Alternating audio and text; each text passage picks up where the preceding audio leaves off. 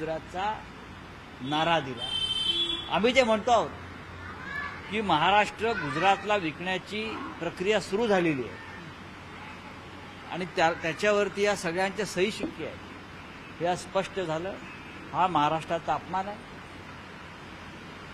गुजरातविषयी आमच्या मनामध्ये कोणतंही द्वेष भावना किंवा चुकीचे विचार नाही आहेत, पण महाराष्ट्राच्या मुख्यमंत्र्यांनी, माझी सध्याच्या उपमुख्यमंत्र्यांनी अशा प्रकारे आपल्या मालकाच्या समोर म्हणजे शहांच्या समोर जय गुजरात म्हणणं म्हणजे त्यांच्या मनात नक्की काय चाललंय याचा हा घोष आहे। शिवसेना म्हणतायत जय गुजरात म्हटल्यानंतर ते डुप्लिकेटच आहेत।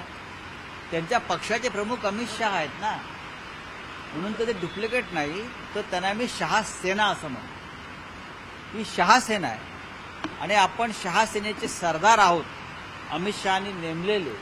हे त्यांनी पुण्यनगरीमध्ये जो मराठी माणसाचा बालेकिल्ला आहे, मराठी महाराष्ट्राची संस्कृती तिथे आहे, तिथे त्यांनी जय गुजरातचा नारा देऊन या महाराष्ट्राचं भविष्य आणि भवितव्य कोणाच्या हातात आहे हे दाखवून दिलं।